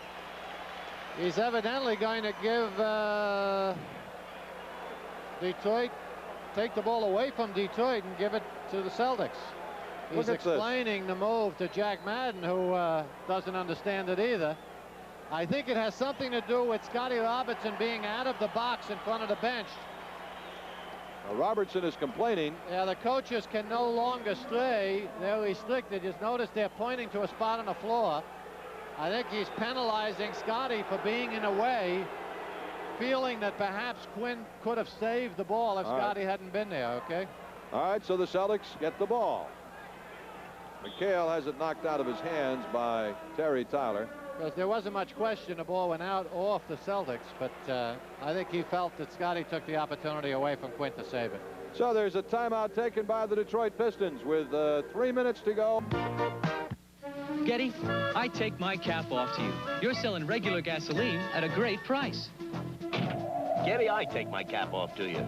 Your Getty Gold Motor Oil helps get me started even at 40 below. People everywhere are taking their caps off to Getty. Because Getty's got the grades of gasoline for just about any car on the road today. Getty, I take my cap off to you. Take your cap off to Getty. Quick, what's rugged and handsome, green and white, and sports number 33? Wrong. It's this customized Ranger pickup available exclusively at Robin Ford. I picked the color combination, my favorite, and the name, Ranger 33. Robin came up with some very special pricing. Well, you can own this baby for $189 down and $189 a month. But don't wait till the last 2 minutes. Call this number now before this limited edition offer runs out. Welcome to Miller Time. It's all yours, and it's all mine. Bring your thirsty self right here. You've got the time, we've got the beer for what you have in mind. Welcome to Miller Time, yours and mine. The best beer for the best time of the day, Miller High Life. They're coming to your home this holiday season. The party guests. Be ready with party letters from Stop and Shop. It's time to stop and shop. Gil Santos and Bob Cousy back at the Garden, play back in. Robert Parrish has gone out. Rick Roby's replaced him. Quinn Buckner does not get the outside shot. Levingston the rebound. Isaiah Thomas, his left ankle wrapped up. Back into action. Bullet pass to Levingston. The rookie on the miss. McHale the rebound. Buckner pushing his club up the floor. Bounce pass to Bird. No. Lambier the board. Well, fortunately, Isaiah shows no ill effects from that twisted ankle he went out with a few minutes ago. 2:25 left here in the third quarter. The Celtics are up by 5. They're still up by 5. Right now, Bird has 20 points. Robert Parrish is 18 for the Celtics. Buckner has 16. Ainge around Vinnie Johnson. Yes. Nice job. That's a tough shot. Danny really in the flow in the last couple of games. Tried to create the opening when it didn't show. He just leaned back from it and made an off-balance shot. Difficult shot. All right, Terry Tyler. This is Vinnie Johnson, Levingston, Lambier, and we're going to get a foul. Levingston, Lambier, and Vinnie Johnson does a good job getting in here. Watch him. He's being overplayed a little bit to the outside by Buckner, so he rolls around him and Hard to say who the foul was on. It didn't look like it was on anyone. I know he It was played. on Buckner, his fourth, and the Celtics are well into the penalty already. Johnson at the line. 2 shots for the Pistons. The Celtics are leading by 7 at 96-89. Now it's down to 6, 96-90. Tiny Archibald coming in for the Celtics. He'll replace Quinn Buckner, and Quinn ought to get a big hand. He played a superb game so far tonight. Yes, he did. There's Tiny. Celtics now have Archibald and Ainge at the guards, Roby in the middle, McHale and Bird up front. Detroit has Thomas and Johnson at the guards, Lambier in the middle with Tyler and Livingston as the forwards. 96-91 Boston. Minute and a half left. Here in the third quarter. McHale. Oh, yeah. Wow. Reverse layup. Kevin McHale. 98-91. Just took it away from the defensive pressure. Nice move by the 6'10 forward. Johnson. Alley-oop job to Livingston, and it's out of bounds off Detroit. Here's the move by McHale. Yeah, here it is. He catches Tyler a little out of position, so rather than taking it up, muscling it up on the near side, he just takes that long step away from the pressure and a nice little flick of the wrist. Rebound to Bird. Tiny in the middle. Up the floor to Ainge. Pull up for Danny Ainge. Does not hit. Rebound Roby. Good work. Danny again. Oh, in and out. Lambier. Yes. He should be called for that. That was intentional. He intentionally was swinging his elbows. And that was, you'll see it here. Very obvious. He caught Parrish with one. He didn't hit anyone now, but it's a violation if you swing them. And he caught Parrish with one early on in the first half, and Bird got caught with a Livingston elbow early on, too, that got his attention. You know, it's hard to say. It's not like they're doing it intentionally, but coaches will tell a big guy when he gets the rebound to spread out and turn into the man. They don't tell him to swing elbows, but it amounts to the same thing.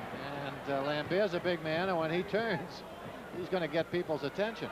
And if he makes contact, he's going to break some ribs. So good call by Jack Madden. All right, Isaiah Thomas, after the Celtics turned it over, Lambier on the miss, and McHale the board. Archibald, and now Bird floating in. Oh, Isaiah Thomas. Wow, what a play. What a play is late. Watch this. This is defense to the nth degree.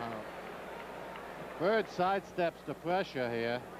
It just runs away from Tyler. Oh, boy. Quick hands, good timing. And a great shot from our floor camera. Nice Good job, move guys. by Larry Bird, but he no longer had the ball. 3-point shot by Bird is missed. 19 seconds to go in the third quarter. Celtics are leading by 7, 98-91. These two clubs have been filling up the hoop all night long. Isolating Thomas on top, waiting for the last shot, down to 6 seconds. Tyler takes it from way outside. Vinnie Johnson does not get it, and that's the end of the quarter. That didn't make a lot of sense to me, Bob, the way they had Thomas all isolated, and then Tyler takes an 18-19 footer.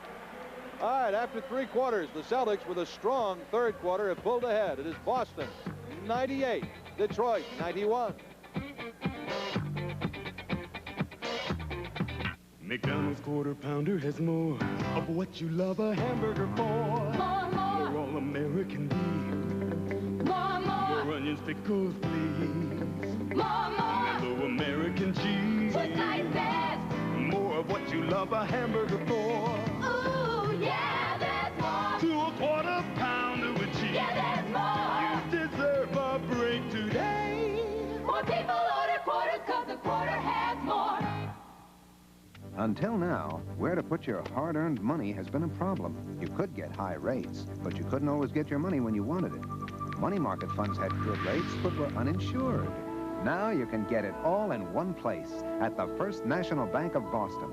High rates, check-writing privileges, and the security of FDIC insurance. The first-rate account, as safe as money in the bank because it is money in the bank. The first-rate account, only at Bank of Boston and Old Colony Banks. Gil Santos and Bob Cousy back at Boston Garden. The Celtics with a run in the third quarter to go out 98-91. They outscored Detroit by 10 points in that quarter. Bob, we were talking about the Celtics at halftime having to come out in the third quarter and start to turn those defensive screws, and they certainly did. They held Detroit to just 19 points. Pistons getting only 7 out of 22 from the floor. Actually, both teams pick up their defensive effort considerably, I thought. It's just, again, that the Celtics shoot better. Bird got the momentary hot hand with the 3 hoops. Ainge with 2. Actually, 5 guys contributed, but it was simply a question of that. Both teams dug in better, but Celtics having a few more guns. Tomorrow, see now, on Tuesday night, day after tomorrow, 21st of December, we'll be in the Spectrum. Celtics and 76ers, another great war. That'll be Tuesday night, 7:30. Catch it all here on TV4 as the Celtics face up with Irving and Malone and Tony and all those guys in Philly. Tuesday night. Right now, the Celtics have a 7-point lead, 98-91. Archibald and Ainge are the guards. Bird and McHale the forwards. Roby the center. Bird buries it. 100 for the Celtics, their biggest lead of the night. 9 points right now. Detroit's biggest lead came early in the second quarter when they were up by 8. And Parrish came in and turned the whole thing around. Not a good shot by May, and Nunez calls a foul on Bird on it. That's Bird's 4th. Well, May finds an opening here. He takes it into Bird, but again, as you can see, doesn't quite have the agility to free himself from the pressure, so he decided to try to create pressure and pick up a foul, which he did. Scott May, since joining the Pistons, has averaged 6 points a game. His high has been 11.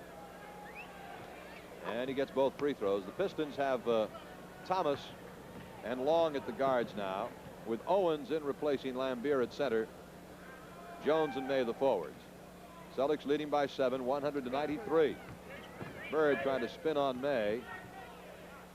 Finds Archibald open, and Tiny does not hit. Roby can't get the board. Owens has it.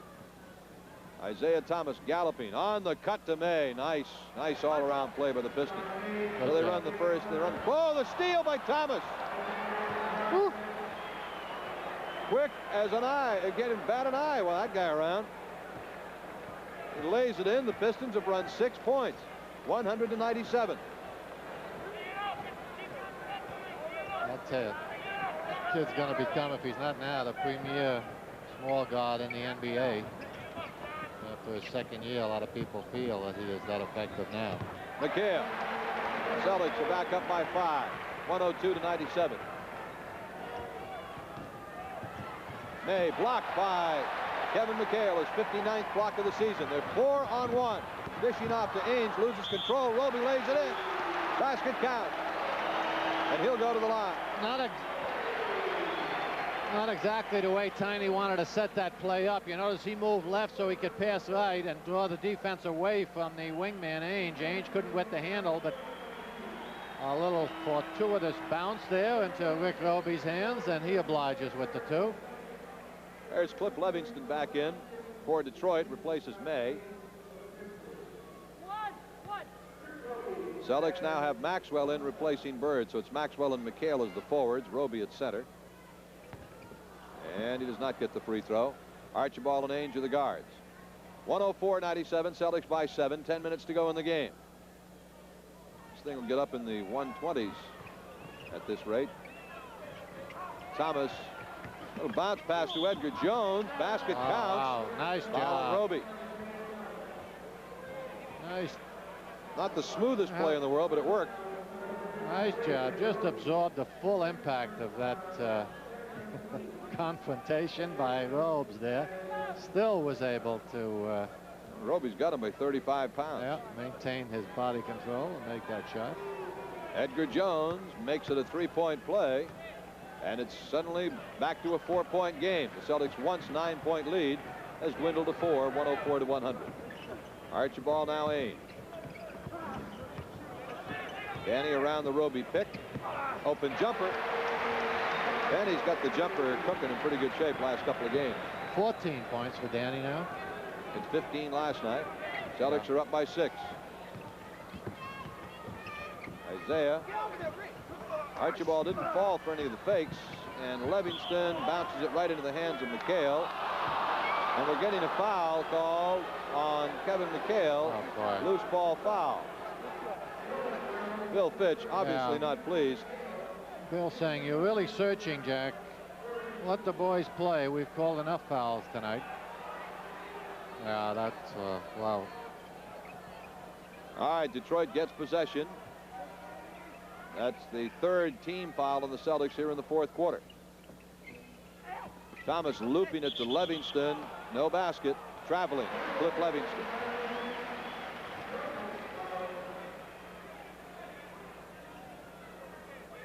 So Tiny Archibald. You look at him bringing it up for the Celtics.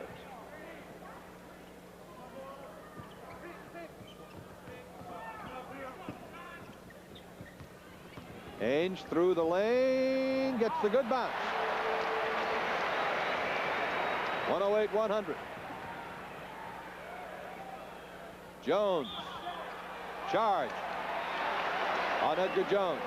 Well, thank goodness for Tommy Nunez tonight, I'll tell you.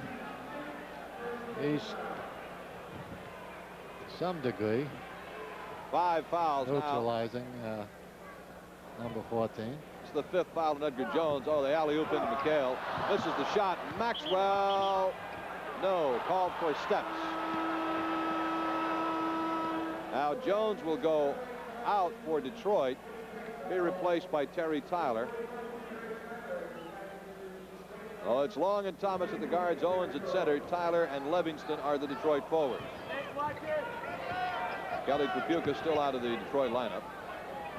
Tripucka was 6th in scoring when he got injured. He was averaging 25 or 6 a game, so you can see how Detroit could use that offense, and he does it inside too. Owens on the miss, the ball right into the hands of Tyler, who misses, and Roby muscles the rebound. You know, it'll happen so often. Guys will make tough shots with guys hanging all over them. All of a sudden in that flow, Detroit had 3 open shots and they didn't make any of them. They get it in low to Roby, and he was being fouled by Tom Owens. That'll be the 2nd team foul on the Pistons here in the fourth quarter. 8 minutes and 4 seconds left. 3rd foul on Tom Owens, possession foul. Maxwell will put it in play. While it looked funny to see the big 5-foot Pink Panther sitting in the seat next to Maxwell on the bus, what was even funnier was watching Max carry the guy through the airport. McHale on the feed from Ainge. Tough shot, doesn't go. Tyler ahead to Johnny Long. Blocked by McHale. But Thomas was there for the loose ball. Never give up on a play if you're trailing it in or following it in. Strange things happen when someone goes in for a layup. A lot of times it ends up in your hands if you pursue the play down. McHale misses the turnaround, but Ainge gets the rebound and kicks it back outside, and the Celtics regroup.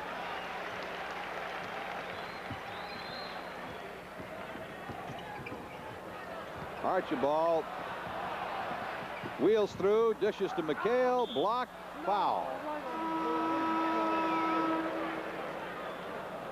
Vinnie Johnson now to replace Long in the Detroit lineup.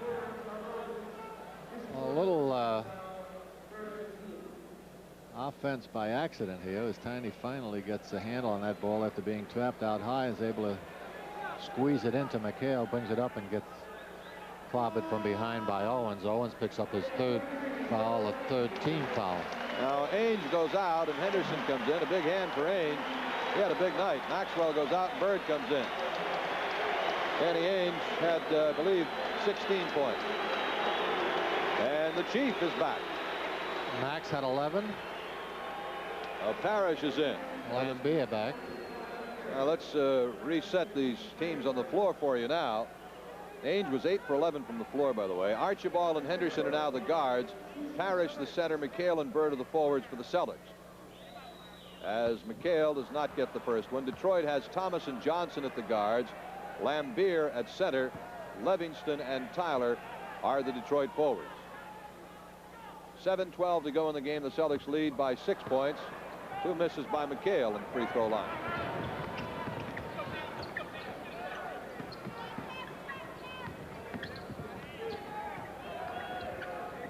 Livingston at the foul line.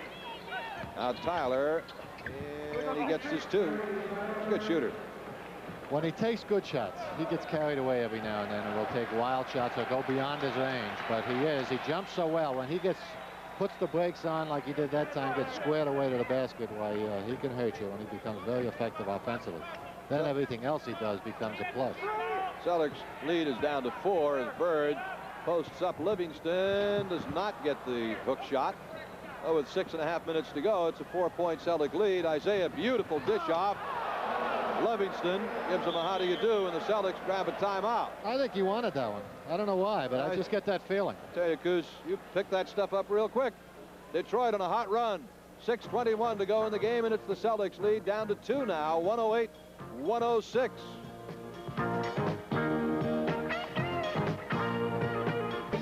Stop and shop for savings. Stop and shop. Time to stop and shop for more. Start your weekly shopping in the Stop and Shop Circular, where you'll find specials like Pepsi, Diet Pepsi, Pepsi Light, or Mountain Dew, $1.09. Lincoln Apple Juice or Apple Cranberry Juice drink, 89 cents. Fisher Dry Roasted Regular or Unsalted Peanuts, $1.99. The Stop and Shop Circular. Check it out. It's time to stop and shop. Here's to good friends. Tonight is kind of special. So long, fellas.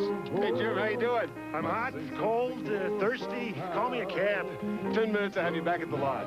I can't make it. 10 minutes, I'll have you back at the lodge drinking a Lowenbrow. I can make it. When you want the taste of a truly great beer, tonight, let it be Lowenbrow. Where would I be without you guys? Probably still out there in the snow somewhere. Gil Santos and Bob Cousy back at the Garden. The Pistons have chopped 6 points off the Celtics lead. It's down to 2, 108-106. Thomas with 24, Lambier with 19 for Detroit. Parrish and Bird with 18 each. Buckner and Ainge with 16 each for the Celtics. Henderson on the jumper. Gerald's got the flow going too. Yes, and it's a tough shot to stop because he takes the step towards the basket. The defense has got to give, and then he pulls back for that little jumper. Isaiah Thomas now with it for Detroit. The Celtics lead is to 4. Livingston, Isaiah, wheeling and dealing. Oh, wow. Boy, oh boy, 26 points. I'll tell you, this kid's putting on a show. Bird to the Chief. Tip in, no. Rebound off to the Pistons. Vinnie Johnson ahead to Thomas as the Pistons look to tie the game, and they do. Isaiah Thomas now has 28 points, and we're tied at 110 apiece with 5:20 to go.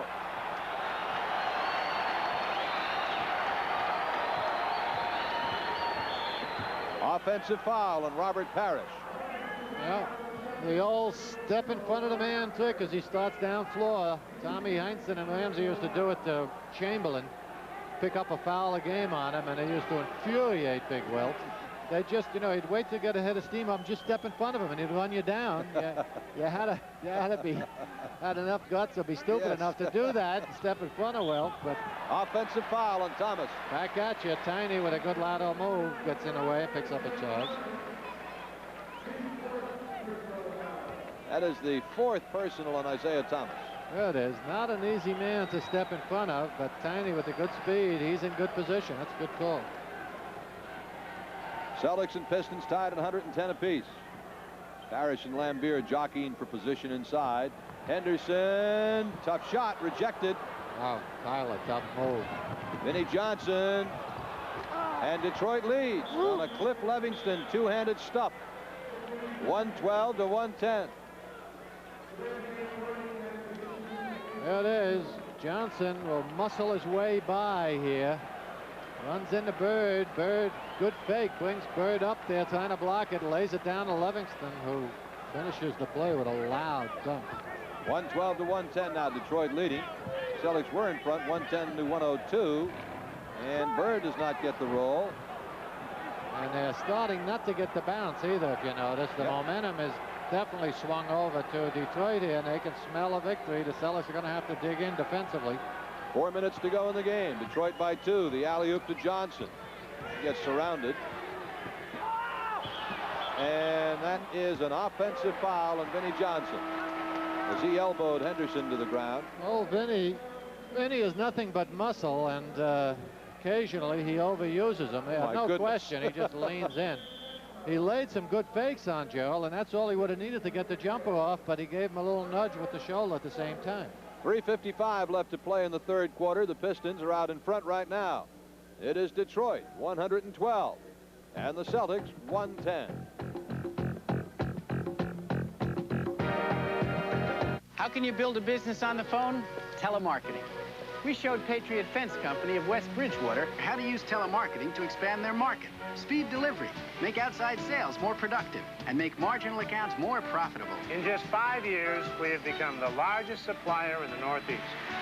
Put our telemarketing knowledge to work for your business. Call New England Telephone, 1-800-343-4343. We'll help you do more business every business day.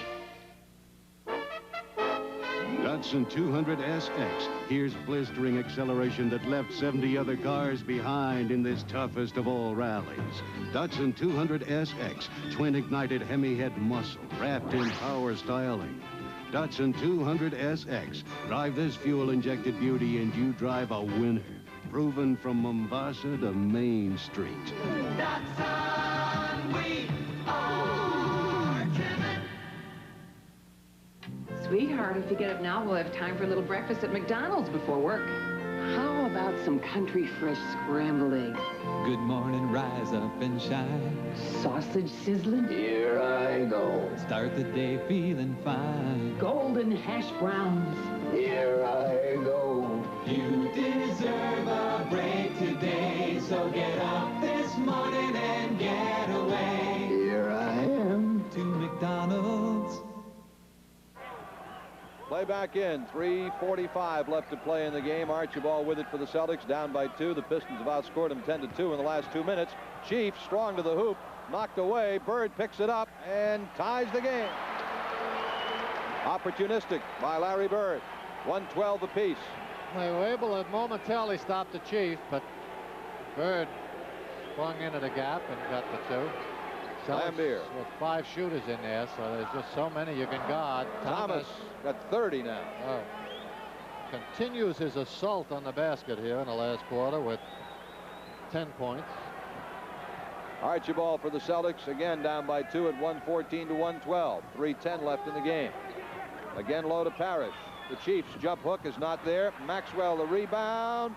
No, and the ball is picked off by Detroit. I think Tyler got a piece of it. He's blocked about 4 shots this game, if he did, in fact, get to that one. He's tough. He's not going for the face this year. He used to really overreact quickly, and as a result, it neutralizes his effectiveness, his jumping ability. But this year, he's staying home. Lambier on the fall away, and Detroit leads by 4. 116-112. Gutsy shot by the big center. 2:35 left in the game. Bird measures, does not hit. The Celtics are having trouble putting the ball in the basket. They've hit only 2 points in the last 4 minutes. Detroit has outscored them 14-4. Timeout taken by Detroit with 2:23 left in the game. The Pistons have a 4-point lead and the ball. And Bob mentioned a couple of moments ago, Detroit has the momentum going their way, and they can smell it. They can feel it right there, ready for the taking. Celtics were in front 108-102 about 4 minutes ago, and Detroit since then has gone on a 14-4 surge. Isaiah Thomas in this game has hit 13 out of 20 from the floor, 65% shooting, and 4 for 4 from the foul line. And Isaiah has 30 points. As you look at the names of some of the people who've made our telecast possible tonight, the behind-the-scenes folks. Mike Yoffe, isn't it your birthday? Your birthday as well, Mike, as well as Kevin McHale's? I didn't see it. I saw a couple of banners for you earlier. Because the Celtics are in a, they're in a tough spot right now because they're not shooting well, and their shot selection has not been the greatest over the last couple of minutes. Well, frankly, it's more, I think, what Detroit has done in the last couple of minutes. Defensively, off the board, they've only given them 1 shot. The Celtics came down twice in a row, went into Parrish low both times, which is fine. They want to go inside with the ball, and they want Robert to try to take advantage of Lambier. Lambier made a good block on the first move. It still resulted in a Bird basket. So they're trying to go inside, but Detroit has played very well in the last 4 or 5 minutes. Thomas has just been out of sight. He's made everything he's thrown up. So Detroit, as we said on top of the show, is not the type of team that you can give less than a complete effort and hope to beat consistently. And I'll tell you what, coming into this game, it was very possible and likely that Detroit could have been 3-0 against the Celtics. Yeah. They beat them in Hartford, and frankly, the Celtics had to come from behind in the other 2 in Detroit. So the point is they've got this kind of stability. Robertson has really brought this team along, and even without Trapuka and Benson, you can't take it easy on them.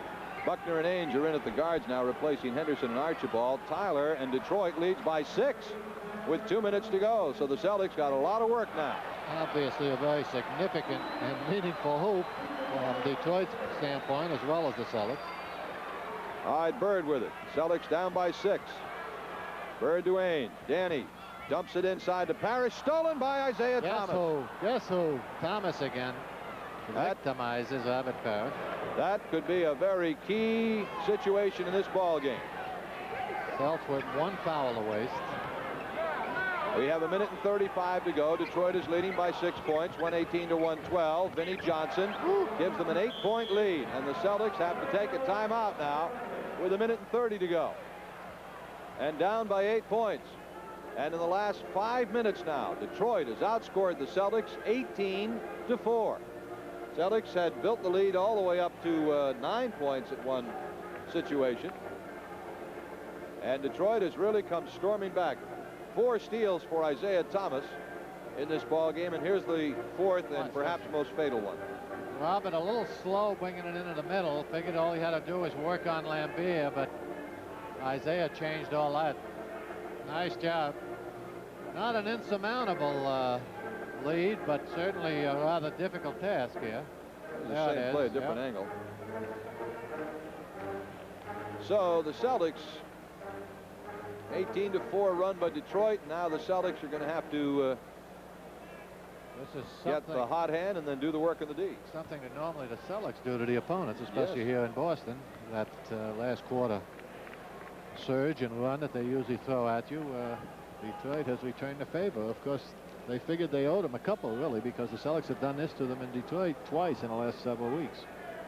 This 8-point lead, by the way, equals Detroit's biggest lead of the game, which came early in the second quarter. They had a lead of 8 points.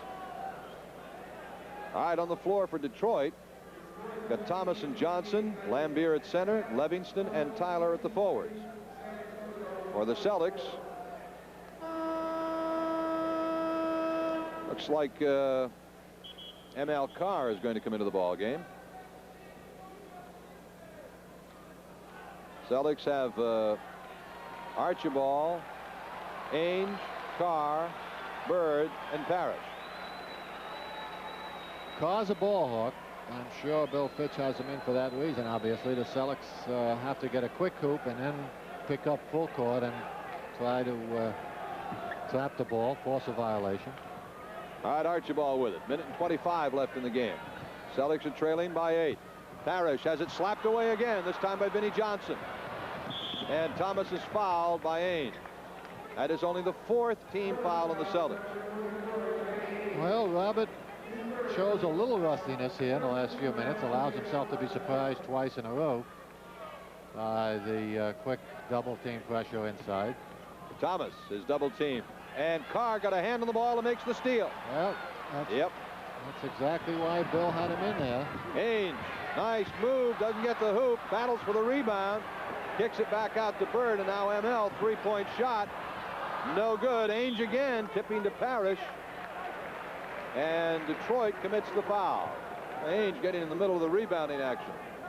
Well, Celtics obviously not giving up easily. Good flurry on that offensive board, produces 2 or 3 shots, and finally a foul on Detroit, but it's only the 4th team foul. Bird's 3-pointer is no good. And Detroit with an 8-point lead and 55 seconds left. They double team the ball, but a foul is called. Detroit is not going to let this one get away. They want it too badly, and they've worked, frankly, especially in the second half, hard enough to come out of here with a win.